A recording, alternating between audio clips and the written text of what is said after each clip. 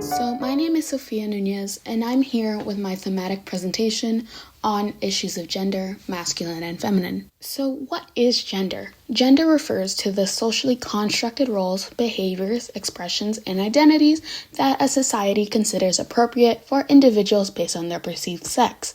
It is distinct from biological sex and can encompass a spectrum of identities beyond the traditional binary female-male. Now, what is the significance in art? Well, throughout history, artists have depicted and interpreted gender in various ways, reflecting and sometimes challenging societal norms and expectations.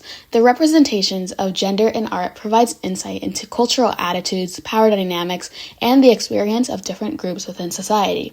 By exploring gender in art history, we gain a deeper understanding of the complexities of human identity, social hierarchies, and the way in which individuals navigate their roles within society.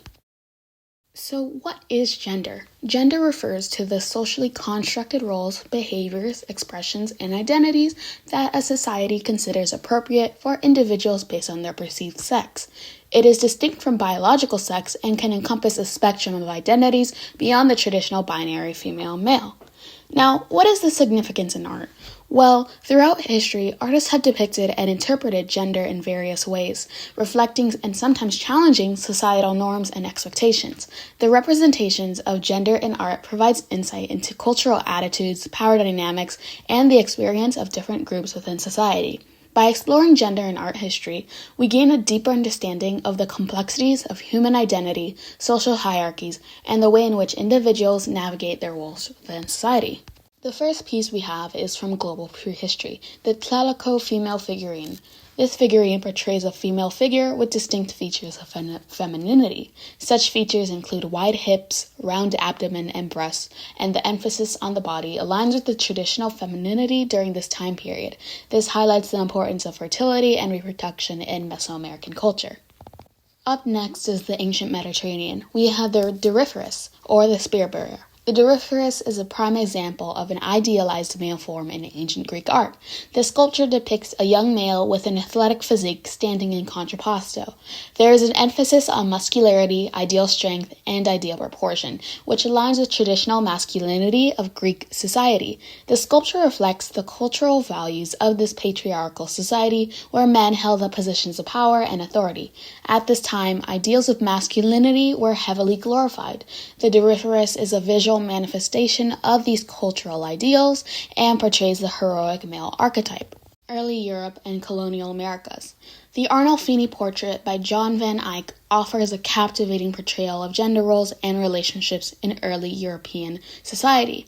Within the opulent setting, Giovanni di Niccolao di Arnolfini's affluent attire contrasts with his wife Giovanna Tsunami's elegant gown, symbolizing their respective roles and identities. Giovanni's raised hand suggests a gesture of commitment, while Giovanna's gentle touch on her abdomen hints at femininity and a potential motherhood.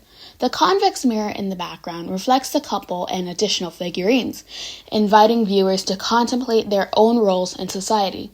Meanwhile, the presence of the bed draped in red canopy symbolizes intimacy and fertility, reinforcing traditional expectations of marriage. Through meticulous detail and rich symbolism, John van Eyck offers an exploration of gender dynamics in early European art. Continuing in early Europe and colonial Americas, we have Albrecht Dührer's 1504 Adam and Eve. Traditional gender roles are vividly depicted, resonating with society norms of the Renaissance era. His meticulous attention to detail, Dürer is able to portray Adam as a muscular and dominant figure. This embodies the conventional masculine attributes, and when compared to Eve, she is portrayed as graceful and submissive. This reflects the traditional feminine characteristics. What should also be noted is the hierarchical position of Adam standing upright and Eve's position below, which reinforces the power dynamics between the genders.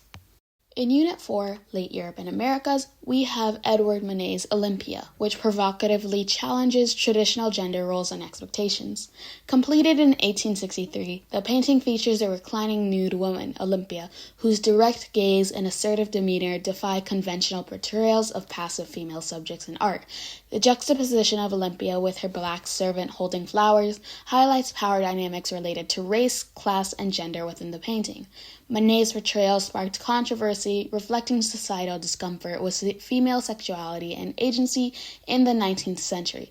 Olympia remains a seminal work that confronts issues of gender, power, and agency in art history. In the Americas, we have the bandolier bag. This bag was crafted by the Lenape, or the Delaware tribe of the eastern woodlands. Though seemingly utilitarian, it holds cultural significance relating to gender dynamics. Within indigenous communities, beadwork serves as a cherished artistic tradition, with designs and techniques often carrying gendered symbolism and meaning. While both men and women participate in beadwork, specific motifs and colors may reflect masculine or feminine qualities, reinforcing traditional roles and identities. Additionally, the act of creating beadwork fosters social connections and transmits cultural knowledge, including gender roles and responsibilities within the community.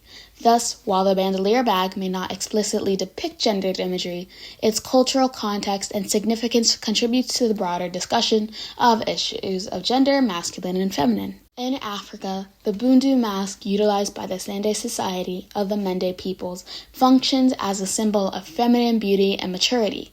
The mask embodies the idealized image of a mature woman within Mende culture, portraying qualities of grace, wisdom, and dignity. It's used ceremonial during initiation rites. It signifies the transition of young Mende girls into womanhood and the transmission of cultural knowledge from one generation to the next. Despite its association with femininity, the Bundu mask also conveys notions of strength and authority, reflecting the significant influence and respect held by women who have undergone initiation into the Sande society.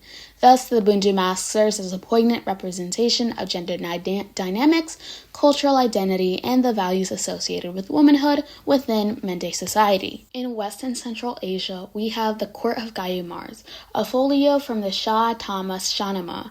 It's a poignant example that delves into the theme of issues of gender, masculine, and feminine. Crafted during the Safavid period in the 16th century, the illuminated manuscript illustrates Gayumars, the mythical first king of Iran, seated amidst a verdant landscape with courtiers and animals. Gayumars embodies masculine authority and kingship, reflected in his regal attire and commanding presence. Despite the emphasis on masculine power, the composition also incorporates elements of femininity through lush natural surroundings and female attendants, symbolizing fertility and nurturing qualities. This mythical narrative not only portrays gender dynamics, but also underscores the interconnectedness of masculinity, femininity, and broader themes of nature and spirituality within Persian culture. The funeral banner of Lady Di, dating back to China's Han Dynasty. This silk banner found in Lady Di's tomb portrays her in regal attire, symbolizing traditional ideals of femininity, grace, and beauty. Surrounding her are depictions of mythical creatures and celestial beings, representing beliefs about the afterlife and the role of women in matters of fertility and family lineage. Additionally, the banner's archaeological context reveals insights into ancient Chinese society, including gender roles, social hierarchy, and religious beliefs. This artifact serves as a window into ancient Chinese culture, showcasing the intricate tomb art and burial rituals that perpetuated cultural values and beliefs across generations. The hiapo or tapa cloth serves as a significant artifact within the Pacific. Indigenous to Pacific Island cultures, tapa cloth is primarily crafted by women through a process involving beating tree bark and decorating it with intricate designs. While tapa cloth itself may not overtly depict gendered imagery, its production, symbolism, and ceremonial use offer insights into traditional gender roles and cultural practices across Pacific Island societies. The gender division of labor in tapa cloth production highlights the importance of female craftsmanship and skills, while the designs and motifs may convey messages related to gender, familial ties, and ancestral connections. Additionally, tapa cloth plays a central role in ceremonies and rituals, serving as a vehicle for the transmission of cultural knowledge and values across generations, thus contributing to the understanding of gender dynamics within Pacific Island communities. Unit 10, Global Contemporary. Here we have Androgyne 3 by Magdalena Abakanowicz. Abakanowicz's art work challenges traditional gender norms through the creation of gender-neutral figures made from woven burlap and resin. These abstract sculptures intentionally blur the distinction between masculine and feminine characteristics, inviting viewers to contemplate the fluidity and complexity of gender identity. By getting rid of the use of explicit gender markers such as facial features or anatomical details, Abakanowicz prompts reflection on the shared aspects of the human experience that transcend traditional gender binaries. Androgyny 3 serves as a powerful critique of societal norms surrounding gender, empowering viewers to embrace individuality and authenticity free from the constraints of gender labels. Through her sculptures, Abakanowicz encourages liberation from restrictive gender roles, fostering a deeper understanding of the diverse and multifaceted nature of gender within contemporary society.